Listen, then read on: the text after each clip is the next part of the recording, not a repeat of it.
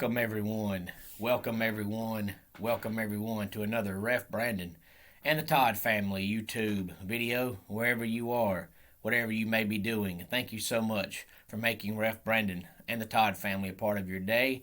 We always greatly appreciate it. Today's video is going to be a quick review of AEW All Out, which took place this past Sunday night in Chicago.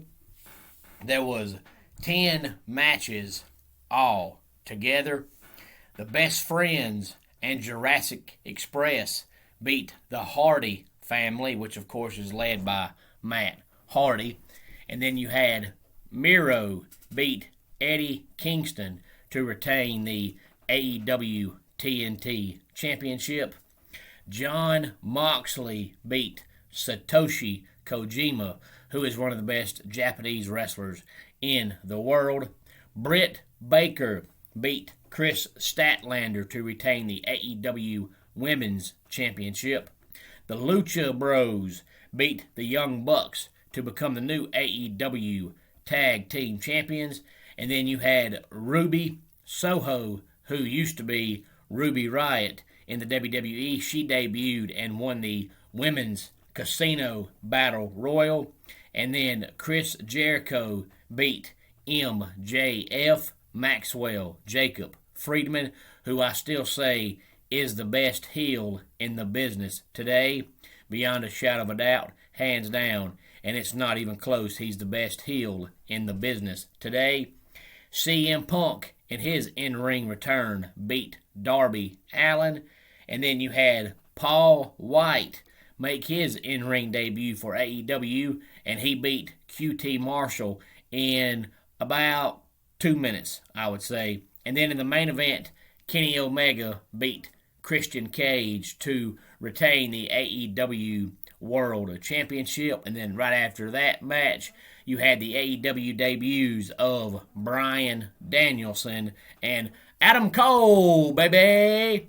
And I'm guessing that Daniel Bryan is going to go back to using his real name, which is Bryan Danielson, which is the name he used to use before he went to WWE. So, Ruby Soho and CM Punk and Bryan Danielson and Adam Cole are now all elite, as they have all made their AEW debuts in the last couple of weeks. Now, CM Punk's had his first match, and then Ruby Soho, she won the Battle Royal, and she also competed last night on Dynamite on her AEW Dynamite debut. And then Adam Cole makes his AEW in-ring debut next week on Dynamite. So if you have seen All Out, I would love to know your opinions on what you thought about the show from top to bottom, or what you think about AEW signing all of these free agents. They've already had to start a second show, which comes on Friday nights. It's only on for an hour right now, but they just have so much talent, and they just keep signing people, and keep signing people. Eventually, they're going to end up being on every single day of the week.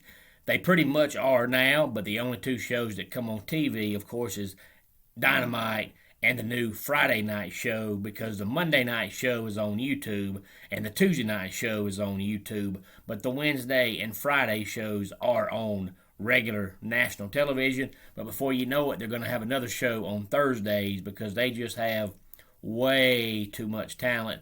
But All Out was a pretty good show from top to bottom, even with the debuts of Bryan Danielson and Adam Cole. It did not take away from the main event, which saw Kenny Omega, who just won PWI Magazine's 31st annual Top 500 Wrestlers in the World. In case you did not know, Kenny Omega just won that edition. It's his first time winning that, so he is, according to Pro Wrestling Illustrated, the best wrestler in the world today. And of course, right now, if you follow AEW, he is part of Being the Elite, which is the name of their podcast, but the faction is called The Elite along with the Young Bucks and a few other guys. I won't waste your time naming off all the people in that faction because it's becoming like the NWO. It just keeps growing and growing and growing.